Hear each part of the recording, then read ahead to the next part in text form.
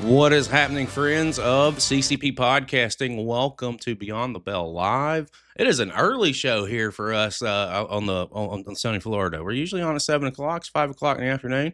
I welcome each and every one of you who are joining us on Twitch. If you're going to roll in on X and sit back and relax, because it's going to be a good one today.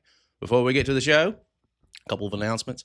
I do want to say, guys, Friday night at 7 p.m. Eastern, our second episode of the Lone Star Spotlight with Chris Chaos and JB from No Game Unturned will be live at 7 o'clock. We're looking at the 8th day, the entire faction. We are diving into the state of Texas. There's a lot of really good talent there, and we are looking forward to discovering each and every one of them.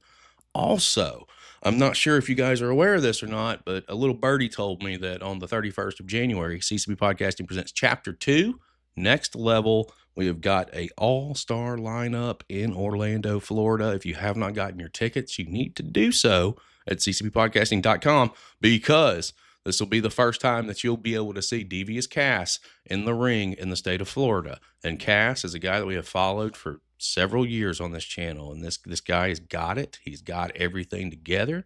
He's getting into the ring with the House of Champions Zone, GMJ. You've also got Skrilla the Great and JT Mattioli. We've also got Tiny Tenali taking on Ivy Mercer and so much more. You are going to want to be there. It's after the Rumble. So if you end up a little disappointed, come out and see some independent wrestling. We're going to show you where it's at, and we're going to show you what's happening. Now, all that being said, let me first of all address you guys over on Twitch. What's happening, UK Paul? I see you, buddy. I hope you're doing well. If you guys have any questions, feel free to drop them in the chat. We will get them worked in, because our guest today is somebody that I have been waiting an awful long time to talk to. I have been watching this guy from a distance for the better part of a year, and truthfully, did not think that this opportunity would ever present itself. And I'm going to tell you why. Because I didn't know just like how far our reach would go with what we were doing and if this would be a thing. But it is. And I cannot wait to sit down and chat with him. He's coming to us from Southern California. He is the SoCal Pro Heavyweight Champion. He is known as the man, the myth, the legend. He is Mathias. He is the man. What is going on, brother? How are you? Welcome to CCP Podcasting. Doing fantastic. Thanks for having me. I've been looking forward to this one for a while. I love hearing that, because that means we're doing something right. Somewhere we're doing something right, and that makes me feel Absolutely. Good. How's things treating you? Did you have a good New Year? Did you have a good Christmas and fun times with the fams? It was great. I got to have a little bit of time off of work, and I got to go up to my family lives up in Northern California. It's about a 9-hour drive, and it was pretty rough to drive that during the holiday just because there's so much traffic. But we got to hang out with the fam for a couple of days, and then came right back down to San Diego and right back to work. I had a show even on New Year's Eve in Las Vegas that I was at. So I've still been working, but I got a couple of days off to kind of relax. Man, there's no way to bring in the new year, though, than in the ring, buddy. You know that. Exactly. I'm saying, man, and you have been doing some things, and I cannot wait to sit down and just have this conversation with you and see where this conversation goes in general, because you know that we're diving into California as well. We'll be getting into some of that here in just a little bit, but before we do, I always like to know from the top, like, where do you fall in love with professional wrestling? Where does it intersect with you, and where do you get bit by the bug? Well, for me, I love stories. So when I fell in love with it, it was because of the stories that it had. Like, I love the Rocky movies. Those are some of my favorite movies I had, And I kind of stumbled upon wrestling, and I say it was just by luck, because, I was just flipping through channels one day, and I found it, My family was off doing football practice, and football really wasn't my thing, so I was kind of at home at night when they were doing that. And, I would do martial arts on weekends and other times, but I was home alone. Like, I was, kid, just finished my homework, flipping through channels, and I found professional wrestling. Saw John Cena standing up on a table doing his little rap gimmick, and I'm like, well, I didn't really like him at the time. I'm like, it's kind of cool. I get to find the thing that, is kind of like my thing. So to me, I just fell in love with the stories back in 2006, and, I've been with it ever since. I love the stories and the way they tell everything that they do with their bodies. So. You say a couple of things that I want to talk about. The first thing, when you talk about you're a big fan of Rocky, I mean, your perspective, what is the best Rocky film? And there is a right answer to this question. Well, yeah, I think there's a right answer for everybody. Yes, For me, for me, I see number one and number two together. I don't see those two as separate. Like all the other ones are individual films. To me, yeah. those two are such a continuation of the story from the first. Like it's hard to separate those two. So I have to say it's the first two. If you really want me to pick one, I'd have to pick the second one, just because it has the final crescendo of he finally wins. It's got two training sequences in that one too, instead of just the one. So like to me, if I have to pick just one, it's going to be the second one. But it's only because of the first one that I can pick the second one. No, I like the logic of that. One and two is definitely should be a singular, could be a singular film. Like I get that 100%. Yes. And I could see where two would be the leaning point. Outside of that, for me, man, Rocky IV was where it was at. Beating the Russian. Like, I mean, I call it. What'd you say, man? It was great, but like you can't have 3 and 4 and 5 and all those be great without the earlier ones. The same thing with pro wrestling. Is like you have to kind of know the whole story for the last thing to matter. So like the most recent thing. So 4 was fantastic, but to me it wasn't the best. I hear you. I hear you 100%. I had some chats coming in over on my side. Let me go ahead and go over there real quick. Mr. Rain, what's going on, brother? Hope you're doing well. Mr. Rain is attached with, well, I say attached, works a little bit with Limitless Wrestling. He has a question for you. And again, to kick things off on his perspective, what was your favorite match of the past year? What good or funny reasons? Wait, I don't know what the second part of that. What was your favorite match of the past year for 2025? I know we're jumping ahead, but we'll go ahead and ask that one now. I assume he means my favorite match Yes. that I did. Yes. Your favorite match that you were a part of. Well, it's both my favorite and in a way my least favorite. It was in June when I took on Ju Diz for title versus career. Yes. That was a seemingly perfect match. Everything went planned. Everything was intense. It had the full story, like I'm talking about, like years worth of stuff that all built up there. It was kind of a hard night at the job because I have to retire somebody that somebody I had looked up to. Everyone looked up to. Like Ju Diz was the man. Ju Diz. I mean, even if he came back today, he essentially is the man right next to me. So. He was the one that everyone wanted to be like. He was the one doing stuff for AEW and going out and doing all these trips everywhere. And like, he had the look, he had the mic skills, he had everything. He had everything we all wanted. And he had his last match, and luckily he chose, out of everybody down here in SoCal, he chose me, the one he passed the torch to. And that meant a lot to me. So that was my favorite match, but it was also a rough night because I had to be the asshole that sent everyone's favorite person away. And that was one of the matches that I've sat down and I've watched in the past, and that was something that we were going to talk about just later on in the show. But like I said, we'll go ahead and talk about it now. That match was really well put together, and it was for me was a first time watch for Ju Diz. And after that, it sucked because it was the last. But it made me go back and see other matches and other things just in my own personal time. What a battle. I mean, I think that was 25, between 25 and 30 minutes that you two just went out there. What's that? I think it was 27 something, about 27 minutes. Yeah, but every minute of it, every second of it, there was a story being told. And I didn't know what the story was, because we just saw it off rip, but you could tell, like, just being in the ring and the psychology that was behind it, that was playing out in front of me. I was just like, there's something really deep rooted here story wise that we need to go back and watch, because this is the culmination of it. And I can see both sides of the coin, it being your favorite night and it also being maybe the worst, because when somebody says it's time to go, it's time for them to go. But you were the guy that was picked. You were the guy that was selected. And that in itself is pretty high fucking praise. Yes, and it's something that I really am doing my best to live up to. I want to be now the example for everyone else to look to as to what they should be doing. That's why my new evolution as a character is I'm the peak of professional wrestling.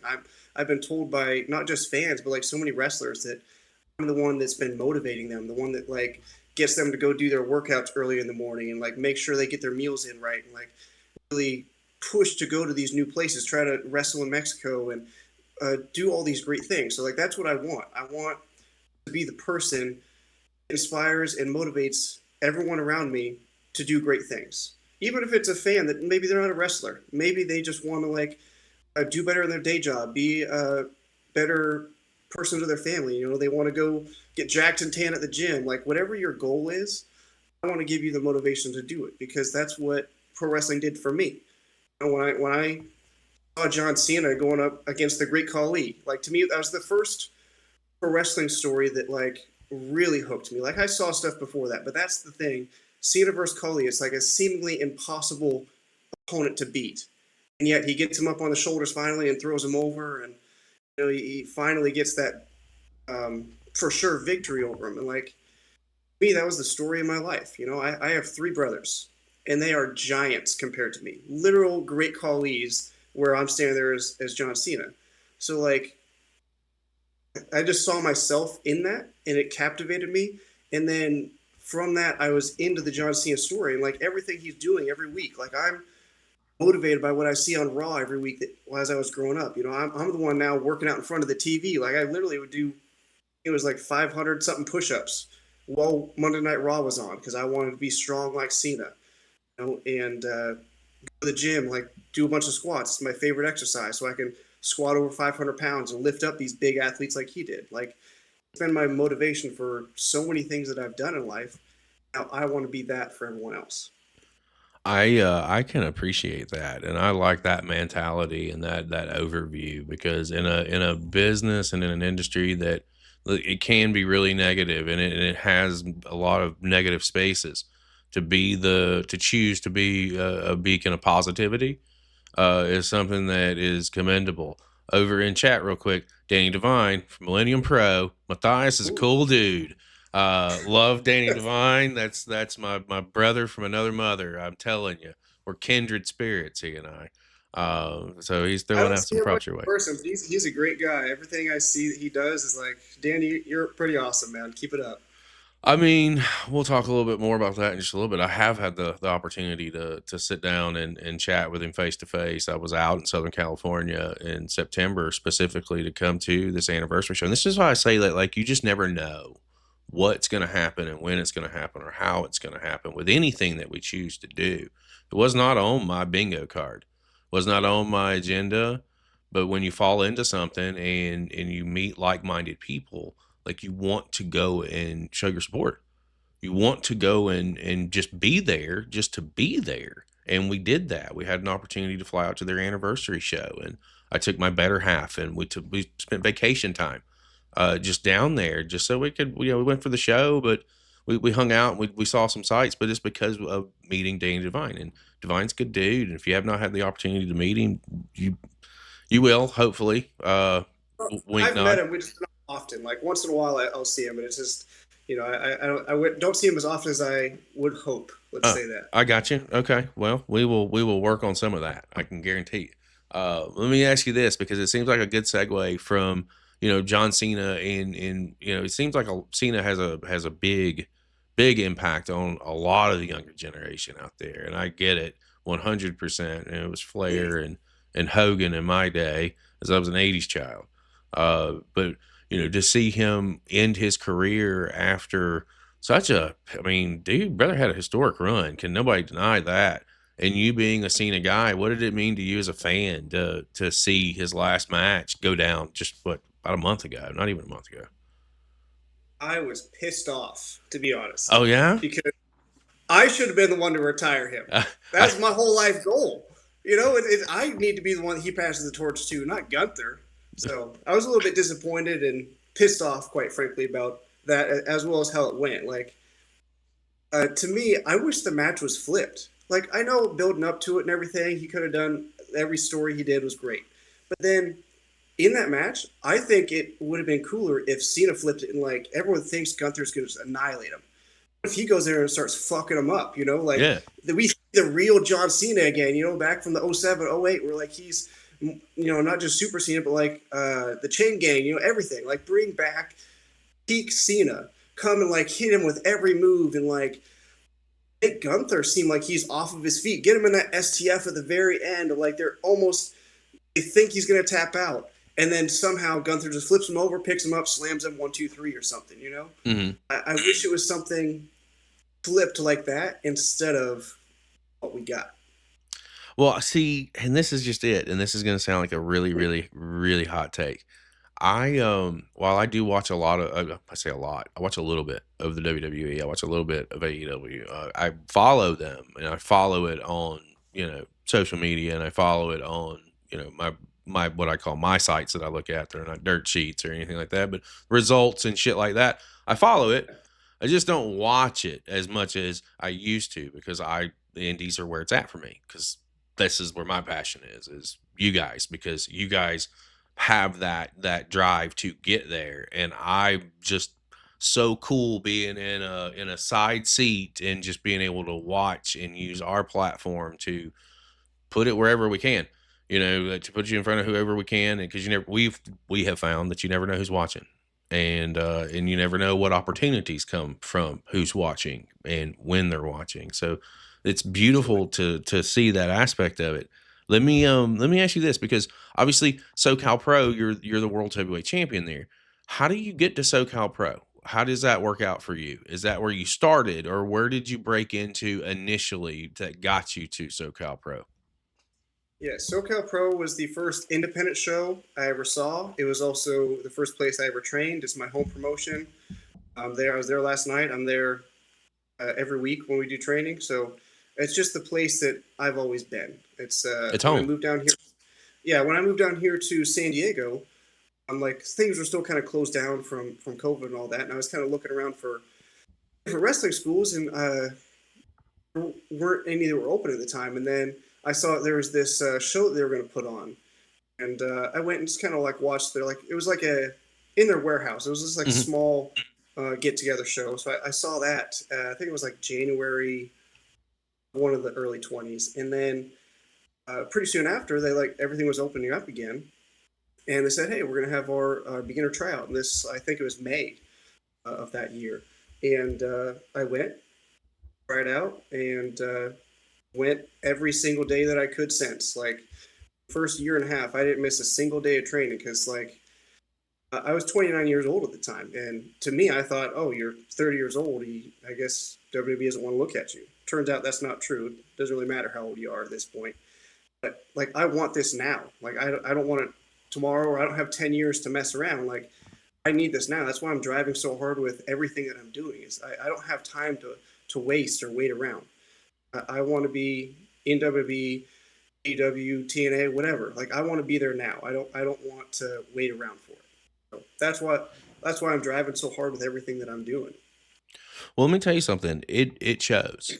It shows in the content that you put out on social media. It shows in every aspect of your presentation, how seriously you take things when you're on. When I say on camera, I watch on YouTube. I haven't had the opportunity or the honor or the privilege yet to see you live in person yet, but I say that seeing you on screen, the presentation is a big piece, and it's kind of impressive to me that you've only been doing this a handful of years now. I mean, if you're talking about COVID, right? So COVID, winds down in 2021, 2022. So we're only talking about 3-4 years at this point. And the beautiful thing about the industry right now, or really and truly going back to the 90s, the mid 90s, like Diamond Dallas Page, brother was 37 when he first got his main event push. You know what I'm saying? So there are plenty of things that are possible if you go out there and you drive and you want it. And that's something that exudes from you, from how you talk about it to what we see and how you operate, just not only with the wrestling, but personal training and getting the training and stuff in, and trying to be that motivator of positivity, which I dig. And I find that very, very cool. I want to talk a little bit about the presentation. When you start putting who Mathias is, what does the process look like for you when you're trying to figure out what you're trying to present and put out there for us to watch? Well, first thing I want to go back to is when I say professional wrestler, professional is not a gimmick. Professional to me is like that's the first thing. That's the most important thing, and I try to show professionalism in everything that I'm doing. You know, whether I'm showing up early to help set up a ring and tear down afterwards, the way I look, the way I present myself, I always try to show everything professionally. You know, and Sure. I learned a lot growing up because I had a martial art instructor that was very business oriented. Like he was very professional in everything he did, and he grew. I mean, one of the top martial arts schools in the world. Like we had so many signups that like it was just packed in there. So I learned a lot of professionalism and behavior from martial arts and through him. And beyond that, in my business, like I was growing my own business, you know, MathiasMethod.com, where I have programs I make for people, and there's a bunch of free information because I have a degree in exercise science and I wanted to put that to use. So to me, I try to be professional, and I learned a lot from having my own business and from people before me growing up. And I try to put that into everything that I'm doing. And then as far as the characters, like that just carries over. Like, I mean, you could say I'm a character, but really I'm just me. Hmm. I, I knew when I started professional wrestling that there's one thing I wanted to be solidified that like is that's my no, it doesn't change, is my name. My name is Mathias. It's my real name, it's my last name, but to me, it's the name that's the most important. It's the one that stands out. It's the name with meaning. And I'll go to bigger promotions and introduce myself, and sometimes people they'll take a second take and they'll be like, Mathias stands out. That's the name with like I was literally told like that's a name with meaning that has like what does Paul mean? You know, I mean, not to, no offense to any Pauls out there, but like, what does Paul mean? You know, Yeah. or like all these. I mean, Triple H, don't be calling me and yelling at me, but like some names, it's just names. But like my name, you hear it and you think of something, and that's something that I always wanted in my character. And from that, I just developed off of that. It's like my name is Mathias. I could be anything, but I have to be something. And what kind of fit my personality is like in martial arts, we don't talk a lot. We don't do a lot of talking. We do a lot of fighting. So I was, I don't say timid, but it was like it's hard for me to really break out of my shell early on. And even today, it's like it's hard for me to like really let people know who and what I am because I'm just me, and like it's hard to explain. It's just I just live my life. You know, I have a lot of internal drive, internal motivation to do great things, and I want to give that to everyone else. But sometimes it's hard to bring it out there, you know, because I hate when people are cocky and arrogant and essentially being heels. I hate that, you know. But that's also my job. So I'm trying to break out of the shell in that way and present different aspects. You know, I always wanted to be Rocky. Like I said, I love the Rocky movies. I wanted to be Rocky. It turns out I'm Drago. I don't get to be Rocky. I have to be the Drago to everybody else. But that helps me build those people up. And it only you say it correctly. It builds them up, and it builds yourself up too. Because in the process, like when Drago got beat, it sent reverberations around the world, and Mm-hmm. that's kind of like one of those Rockyisms, if you will. And to be fair, like that's the way that it kind of should be with you. It should, when you do it, should mean something because you have built a really solid following and a really solid base, and a lot of that is getting out there and doing the work and getting out there and making things happen and doing some traveling because like I said before we came on the air, I first started seeing some of your stuff in Texas. It wasn't even SoCal, and then I was when I started looking a little deeper, and I went, oh, he's into Southern California. And at that point, we had just not too long had come into Millennium Pro. We had not too long come into Primal Pro, and the scene in Southern California is really fucking good.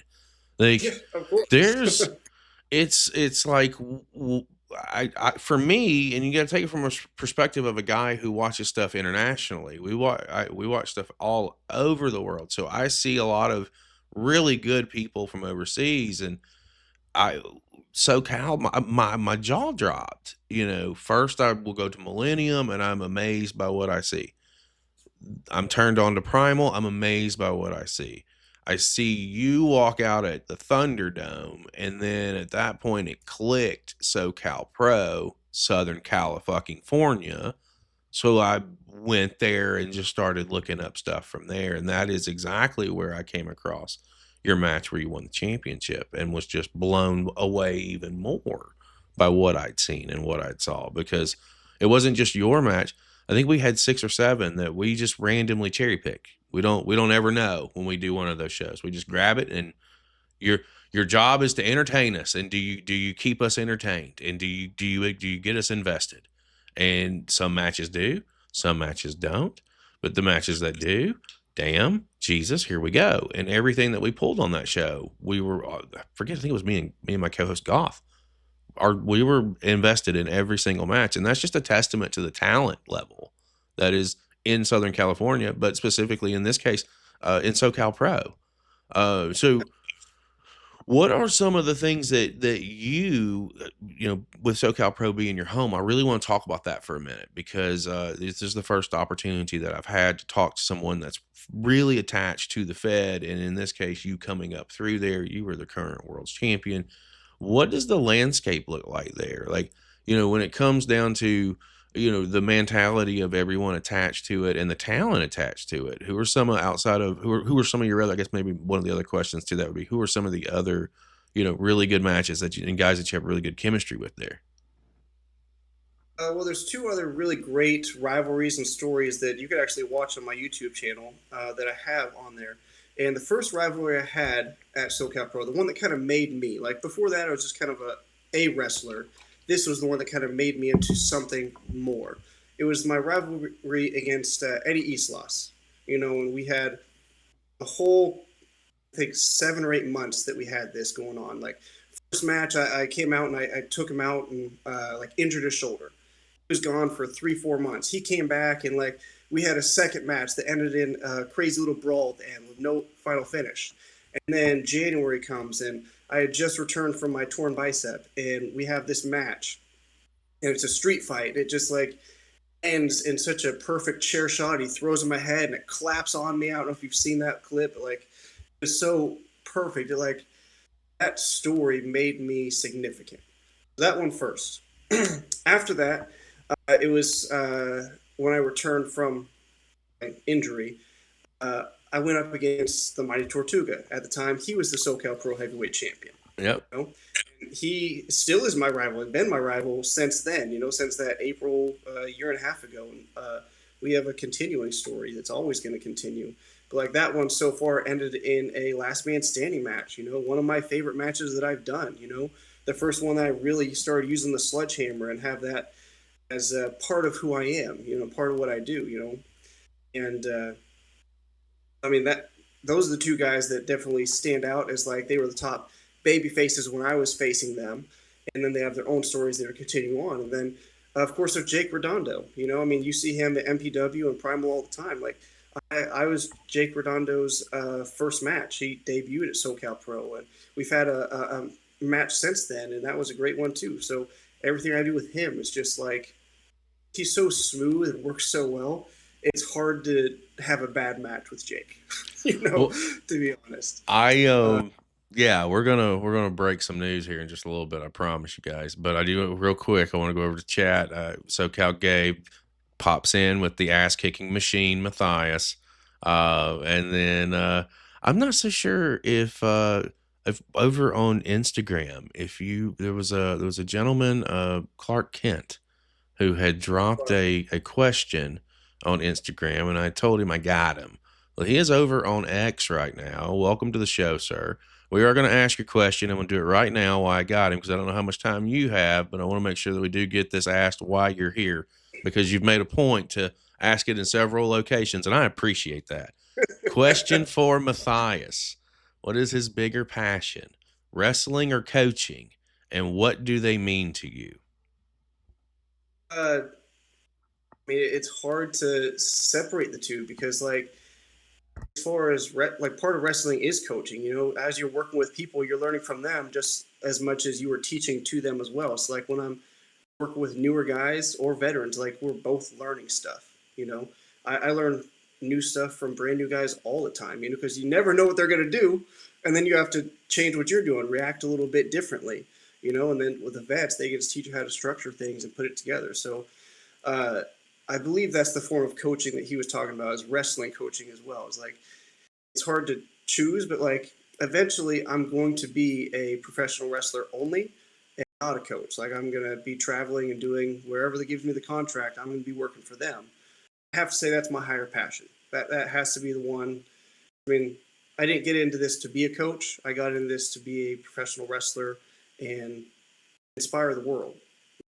So there's that, but there's always either wrestling coaching or personal training coaching that I can fall back on afterwards. That's why I got my degree in exercise science before I even tried to come to a wrestling school, as I wanted to make sure I had a solid base, essentially a plan B, if you'll say that, before moving into this.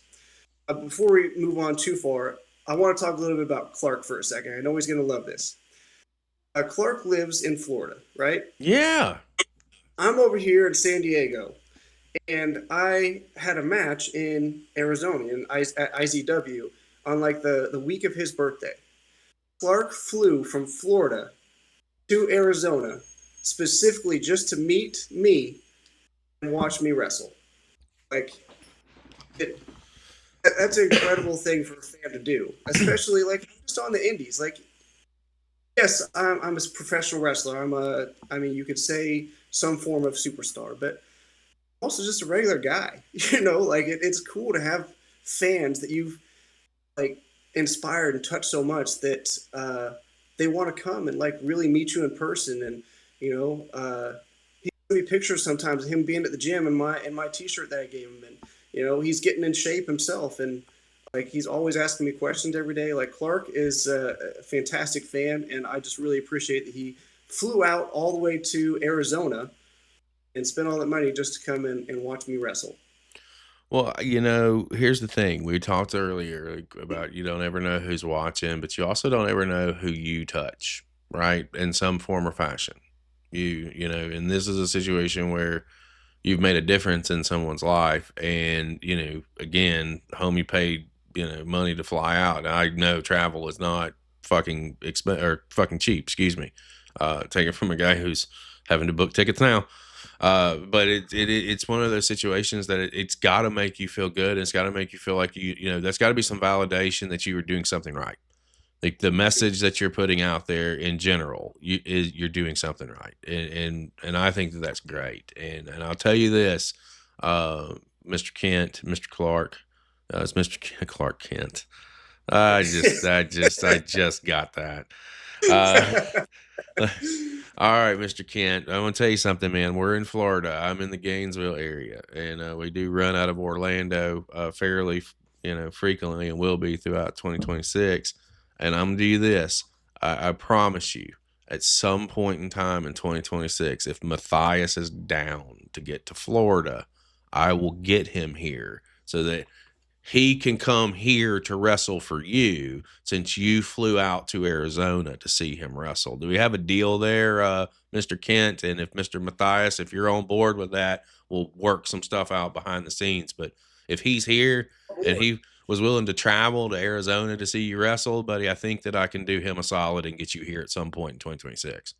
Yeah, we would both really appreciate that. Now, I got my calendar right here. You tell me the date, I'll be there. We'll do that as soon as we get off the air, because I don't have that right in front of me. And if I change screens, it's going to put shit everywhere. But we will definitely do that. There you go, man. He is definitely still here. He said, heck yeah, thank you guys. I appreciate that. So we will work that out. I will get him here in Florida in 2026, and you'll get a chance to see him here, bud.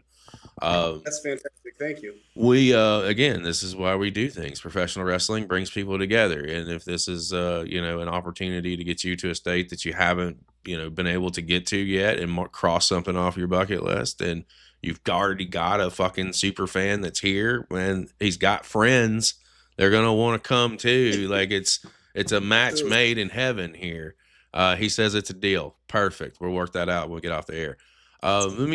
You mentioned Jake Redondo, and I think that Redondo, for my money, as far as one of the young up and coming talents that are on the scene, not just in Southern California, in the world, I think that this guy is one that everybody should probably start paying attention to, because he is hungry. I don't know. He's hungry. He's passionate.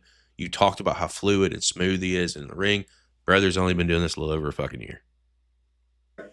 He's fantastic. He's just as good as he looks. You know, you take one look at him, he's $1,000,000. So Jake is fantastic and certainly one of the best down here in SoCal. Like, he should be going all over. If you have a person you want to fly out to put on a fantastic match, Jake is the guy. I'm telling you, he's tremendous. There's so much out there. There's so much out there in Southern California. And you know what's scary for me is the fact that I haven't even scratched the surface of California talent yet. I haven't. And that what I see in the Southern California and Los Angeles area scares the shit out of me with what I'm going to look at in other major cities outside of that area as far as the level of talent that's there. And I Hotspot has to be. You know, we're right next to the border where they have Lucha Libre, and they are doing fantastic movements in Lucha Libre, and we have global Lucha Libre on our side of the border doing stuff. So, like, to keep up with them. So, like, I mean, Santino Bros, if you haven't looked at them, they have a whirlpool of, like, amazing talent up there in LA, just like MPW does. We got Primal down here, SoCal Pro. Like, it's like a lot of friendly competition because we all make each other better. We all want to push and drive and be the top guy, you know? So it makes us all better that way. In fact, SoCal Gabe says, well, we almost spoiled out here in Southern California. So almost spoiled. Almost.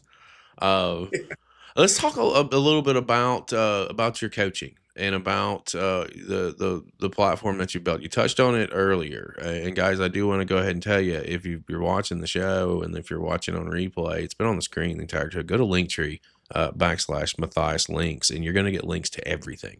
You get links to coaching. You'll get links to YouTube. You get links to merch. You're going to get links to everything Mathias. But I do want to talk about this for a minute, because what does that look like for you? When you say coaching, what does that mean? And you say motivating, what does that mean for you? And what are you trying to do for other people out there? So I have a degree in exercise science, and I was personal trainer for a while. I've written a lot of programs that are, you know, now officially published as books on Amazon or through my website.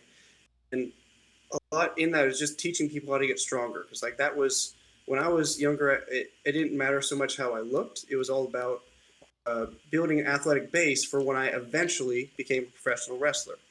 So I always wanted to do that, but it was hard. Like, I had to struggle and fight for every ounce of strength that I have. It didn't come easy to me, and because it didn't come easy to me, I wanted to go through all the pain and struggle and then make it easier for everyone else. So that's why I made the books and the programs that I have, so that you guys don't have to go through the pain of, you know, what exercises should I do, like how many sets and reps, like putting everything together, because it's hard and I enjoy doing it. So let me do it for you. You know, I also now do online coaching. So if you want to get a program from me, you can do that as well. Like, I'll make a program for you and keep up with you and make sure that you are reaching your goals and getting stronger. On top of that, I have a website with, hundreds of pages of free information you can just learn for yourself. Things that I learned in college while getting my degree, and just information for you to have for free. And if in case you want to go the route yourself, and instead of getting a program, just kind of read through everything. I love to hear this, and I want to hear some testimonials. I know you've got a lot of clients that are out there. Who are some of your success stories or your biggest success stories? You don't have to give names if anybody does, you know, because obviously we don't want to talk about anybody if they don't, you know, want their name out there. But some of your biggest success stories as far as on the training aspect of things. Well, there's a couple that stand out. I still get emails about my Daily 30 program. Daily 30 is simple. It's just, you know, 3 exercises about teach you how to move properly, essentially. And I get emails, you know, every few months from somebody, usually a little bit elderly, but somebody that did my program for like 30 days, and they're like, it changed their life. It made it so that they didn't feel pain every day walking around. Like, maybe they had a bad hip or a bad knee, or like their shoulder is always bugging them. And by learning how to move properly with these 3 simple movements, they're like pain-free now.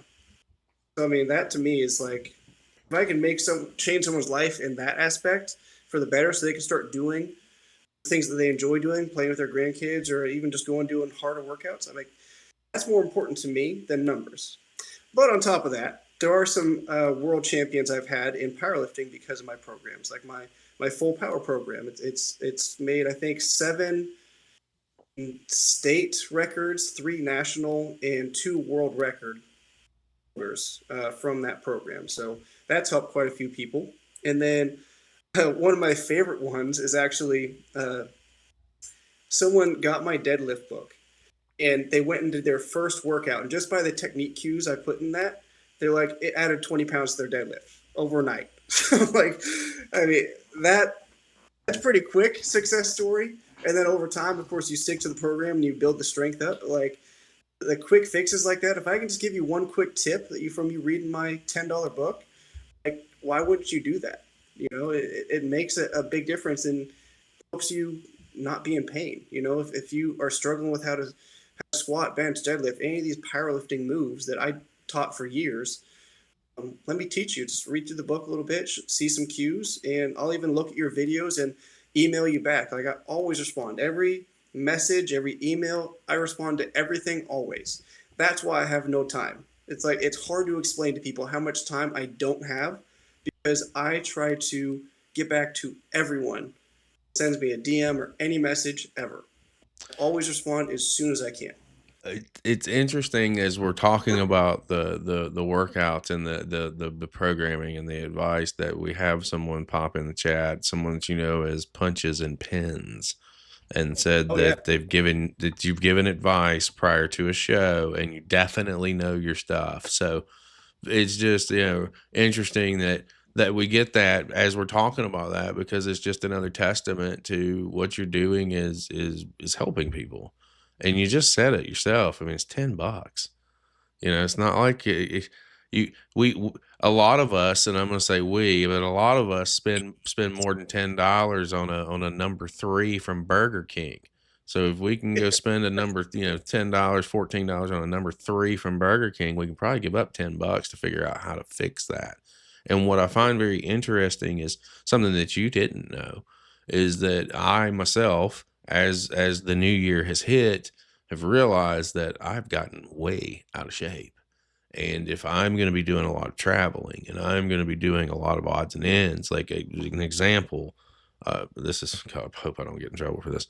I've got to fly to Houston, a week, not this Saturday, 2 weeks. I've got to fly to Houston to go to do an appearance at a show and surprise people and look at a couple, or San Antonio, excuse me, and look at a couple of different things. And if I'm going to be having to do shit like that, man, I got to get in better shape. So what did I do? Like, I had no direction, but buddy, I did pick up the phone. I did Google. I looked up places like, meal preps right here near me. And I found literally a place right up the street. Got a health app, started counting calories, started cut out soda, started making little bitty changes so that I can start living a healthier life and try and get myself in better shape overall. And as we get older, it doesn't get any easier. So guys, I'm telling you the story of why I laid that out like that. I didn't know that this book cost $10, but I think I'm going to probably spend $10 here in the next day or so. I mean, that just seems like information that we should all probably have. And, a subscription to the E at this point is probably $15. Come on now. Your health is better than any kind of subscription service. But what kind of things are you looking forward to in 2026? Because you've had a great 2025, and I know we talked a little bit about the SoCal stuff. We talked a little bit about to me, what I feel like should be and should have been on one of my matches to watch of the year. My bad. But it was one of those situations. What's 2026 looking like for you? You're coming in as the man, and at this point, you're knocking on the door here in the next couple of months of a year run. So what's on your radar? What are you looking to do? Who in SoCal Pro is going to step to the plate, or who do you think should step to the plate? Well, my ultimate goal is just raise the peak. You know, whenever I set a goal for myself, I never go for what's easy. I always go for the hardest thing, like the highest peak on tallest tower on top of it. Like I reach high. So of course, the ultimate goal is get that contract, get a big, WWE title run or something. But now we're just on the path. Journey is like, how you get there. It's what we enjoy. One of those steps, I do have a pretty busy first couple of months for some big three names companies. I'm going to be flying out to and doing quite a few things for them. Whether I'm on camera or not, I don't know, but we'll see what comes. Doesn't matter. It's the opportunity. I tell people that when I hear that, even you guys, because again, we've had hundreds of conversations, well, a little over 100. And when I hear guys say, "Oh, well, I was there, but I was just kind of an extra," motherfucker, you were there. You, from the moment that you're in that building, is a learning experience. Yes. You were there. What did you learn while you were there? Do you know what you can learn by being a motherfucking fly on the wall? I know what I can learn by being a fly on the wall and just and asking questions if the time is there and the opportunity is there. So like, don't. I had William Regal talk to me for an hour and a half. I mean, not just me, but like the group of us. He sat down and just talked to us for an hour and a half, giving us gold. Like you can't get that anywhere else. I think that it's really. I think it's fucking fantastic that within the first quarter that you have another opportunity like that, because I know that I'm not saying that. Didn't you do some stuff with AEW in 2025, or did you get an opportunity there? It's a couple of March, and then again I think in June, and they're actually coming back as soon as we get off of this. I'm sending an email to them, to get a couple more dates that are coming up. So just confirming some stuff for them. It doesn't, but you're there and you're getting that opportunity, and it's your face. You're getting your face. That's what I think some people think. I don't think people really think about that. It's you have to have your face in front of people in this business. Yes. Every fucking day.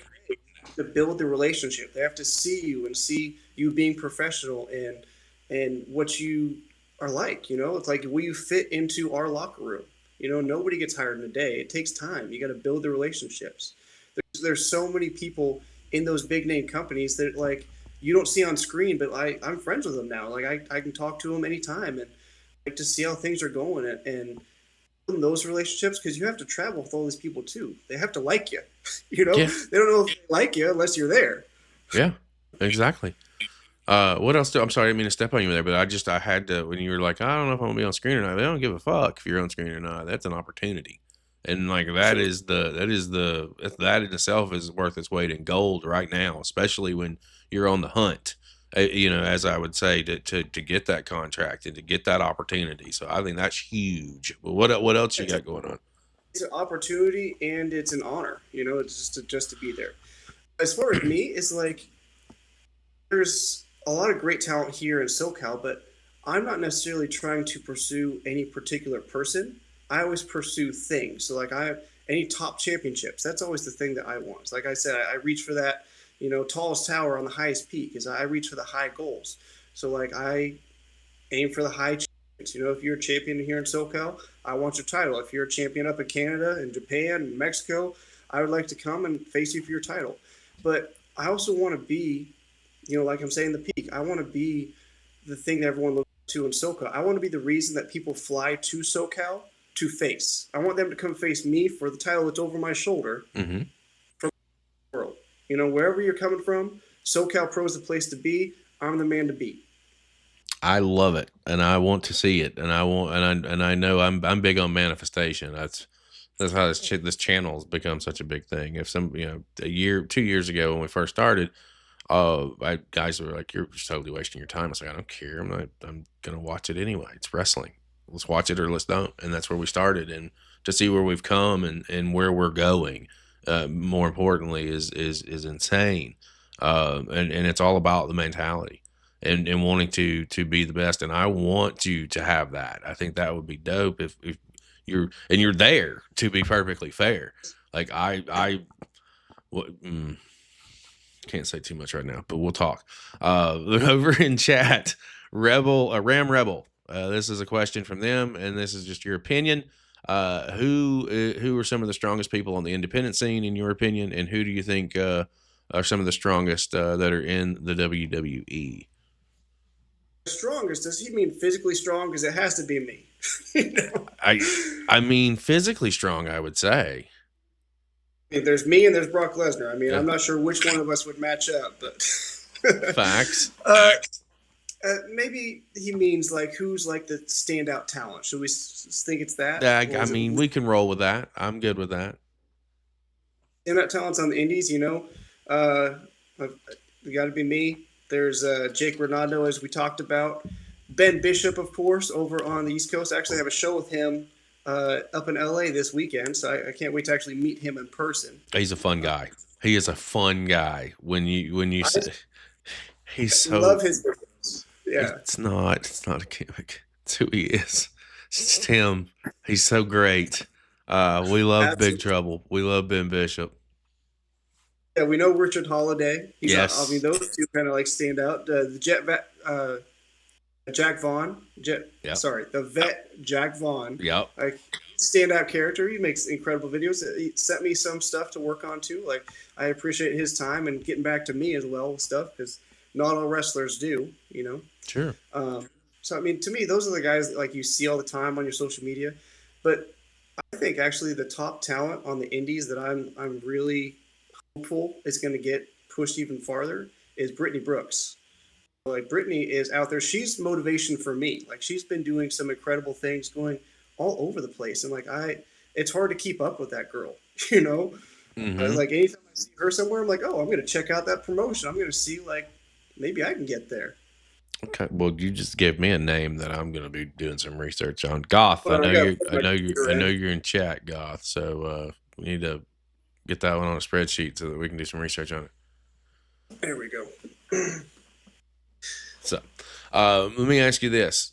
We'll get ready to start winding things down here shortly. But as you are aware, as CCP Podcasting, are coming out to Southern California in March, and it's going to be a part of a massive collaboration weekend with Millennium Pro Wrestling and Primal Pro Wrestling.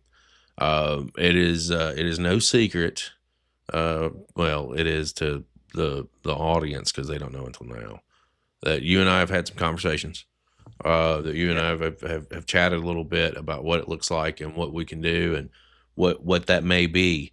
And I do want to go ahead and make the announcement while I've got you live here on our platform that in March 28th in Chatsworth, Mathias is Chapter 3, Good Vibrations. I'm looking forward to seeing you live for the first time in the ring in person. And a piece of when I was putting this show together, and I'll be perfectly honest with you, and this is some of you don't know, like it's not just me with the channel. Like I have some business partners that believe in what I'm doing as much as I do and contribute 50% of everything that we do. So this don't work without them. But this was a conversation that we had closed the budget on Chapter 3 before you and I had a conversation. And after we had spoken, I didn't even have a phone call. I just added you to the roster and had a conversation after the fact. And they said, "Well, who's Mathias?" I said, "Let me show you." And I just pulled up some of your stuff and I just pull up a match and flip the phone around and said, "That's who Mathias is. That's who he is." And this is why you're important. And this is why I think that there was no think, like it's happening. And I'm going to be just excited for them to be able to see you too, because they're coming. The business partners are going to be there in tow. And I do. It's funny because what you didn't know, and what you didn't, because I don't think I've talked to you about it. I don't think I've even mentioned it to you about it, and something that I wasn't aware of when I was putting the show together and kind of what I wanted to do here. Because for me, while it is definitely going to be a big weekend. It's going to be a big weekend for Millennium Pro. It's going to be our show is going to be a Saturday afternoon show. It's going to be a big weekend for Primal. So we're hitting all. We'll be in Chatsworth for MPW. We'll be at our show, obviously, and then we're going down to San Diego to support Primal Pro. And I'm not coming alone. I'm bringing talent that I think you guys need to see with us. There's going to be plenty of people in the house, but a match that I wanted to see and I haven't seen in its entirety, and something that I wanted to see with a little time, is you and Jake Redondo, because I think the world of Jake Redondo and what he's capable of. And when Absolutely. I saw your match with, and I hope I pronounce his name correctly. Please correct me if I don't. It's Ju Diz, right? Ju Diz. Ju Diz. Okay, with a Z. After I Yes. saw the match with Ju Diz, because I had only seen, when I watched some of your stuff back, I had only seen like 8 to 12 minutes, 8 to 12 minutes here, 8 to 12 minutes there. Not a long form showdown kind of situation. And the first thing that came to my mind is I got to see this, and I got to see Redondo, and I need to see Mathias. And I think we're going to see that on the 28th. Are you down? Absolutely. I'll face Jake Redondo any day. I am here for it. You just made my day, because this is one of my personal, and I know, like I said, it's happened before, and I don't want to, I don't want to sound like a fanboy by any means. While it's happened before, it hasn't ever happened in front of me, where I can be there to witness it and see the energy and feel the energy and feel the room, because it's a completely different ball game from watching something from a distance versus being there in person to see and feel the crowd and see and hear everything that's going on around me. I'm excited for it, and I cannot wait to see this thing happen. Too. I mean, it's a battle of the two top talents down here in SoCal. And side note, the individual, the female that the talent that you said that we need to keep our eyes on, that you said that you got to keep up with, we got her added to a sheet, so we'll be watching some of her stuff in the future, so we can see what's going on there as well. Yeah, Brooks. Let me ask you a couple of questions on the way out. And I ask I ask guys this is literally what I call my $1 million questions. It's our last segment of the show. I ask these questions because I didn't expect for this platform to reach as many people as it does, but here we are, and being able to see and reach and have some friends everywhere. It's great to know from your perspective, like, let me see how I want to word this first one. From your perspective, give me some companies that are out there that you want to work with, that you want to dip your toe in the water, that maybe is on the independent scene. It can be here in the States, it can be international. Like I say, we kind of cast a wide net. So where are some of those places that you would like to work? Well, the big name companies, I always want to work for them. I hopefully have an opportunity with TNA coming up pretty soon and in January, and we'll see where that one goes. But here, there's United Wrestling Network. I love what they're doing. They have TV production. I've been working for them for quite a bit, so I'd love to keep doing more for them. They're a talent. But as far as like where I want to go, CCP sounds great. I know you guys are going all over the United States. If you want somebody to travel with you, good guy. I got you. We got FSW up in Vegas. I've been doing quite a bit more for them, and they're coming over here to SoCal as well and doing a couple of shows here. I'll be working with them for that.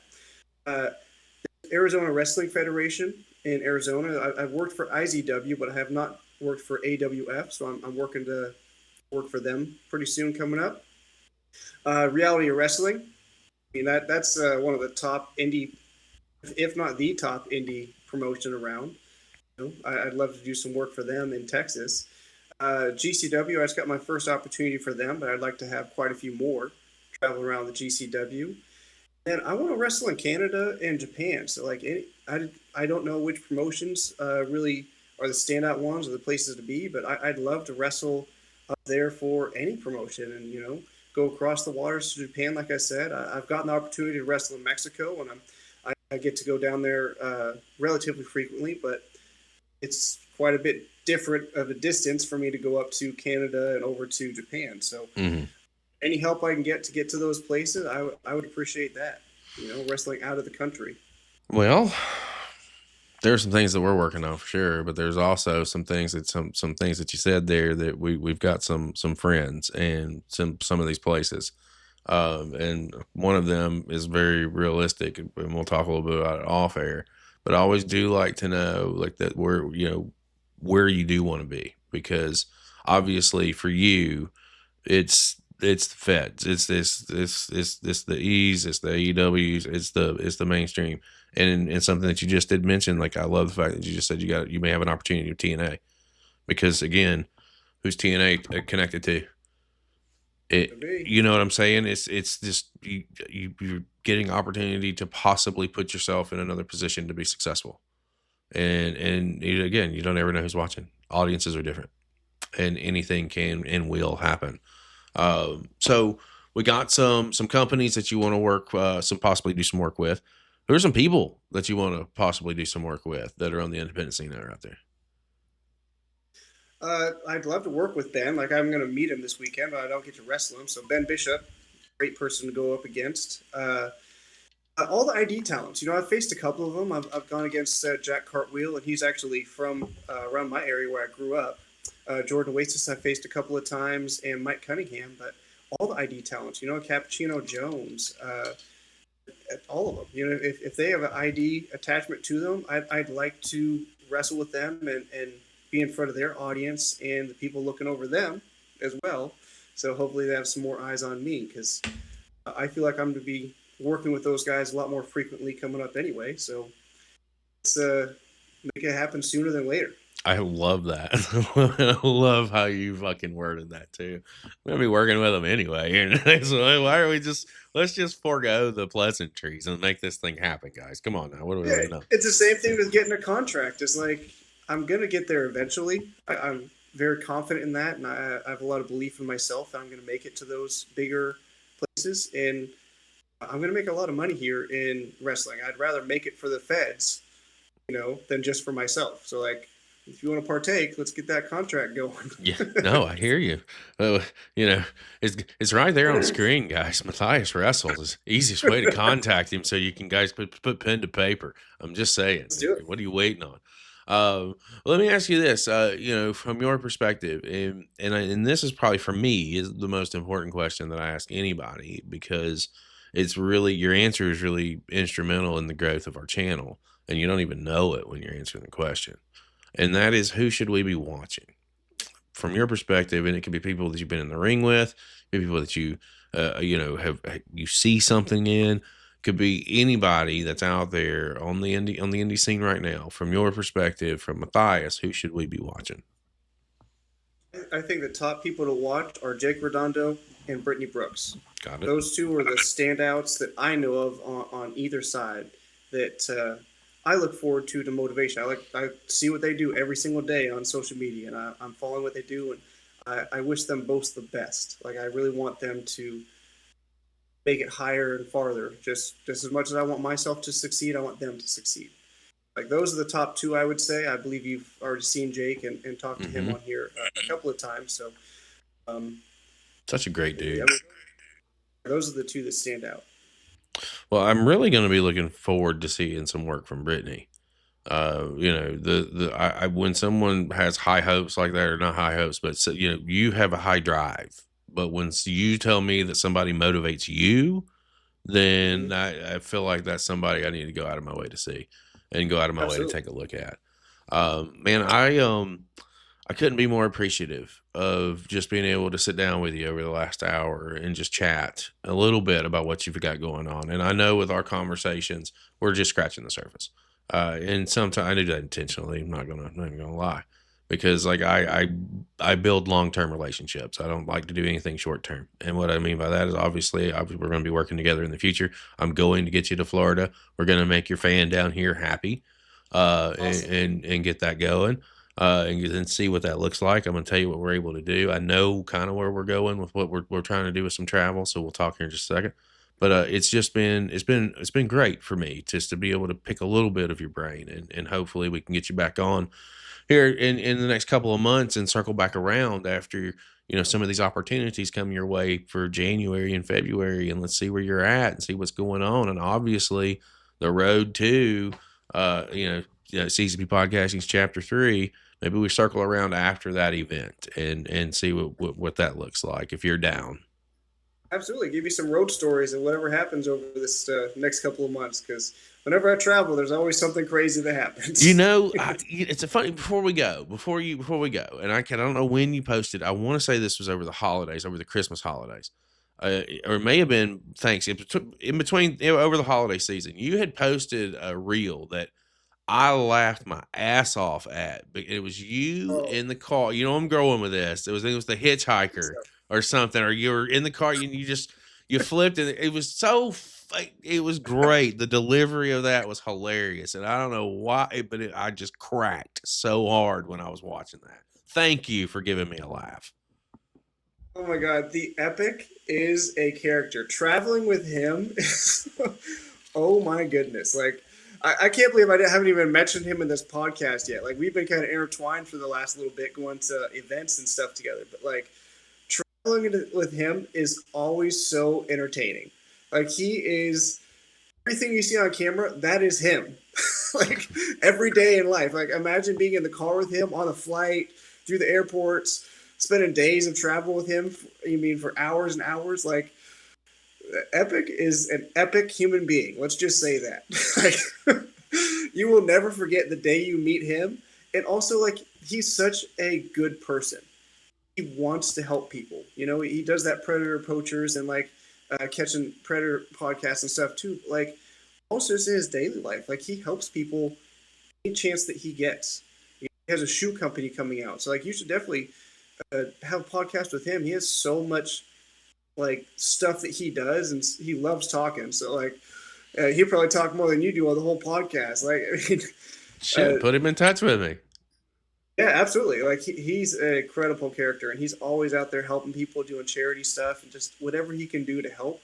Like, he's an amazing human being. So the Epic or Doug Mallow, definitely reach out to him. Will do. I always like to turn the floor over to you, our guest, on the way out. Is there anything you want to talk about? Anything you want to promote? Anything you want to plug? Anything at all? The floor is yours, sir.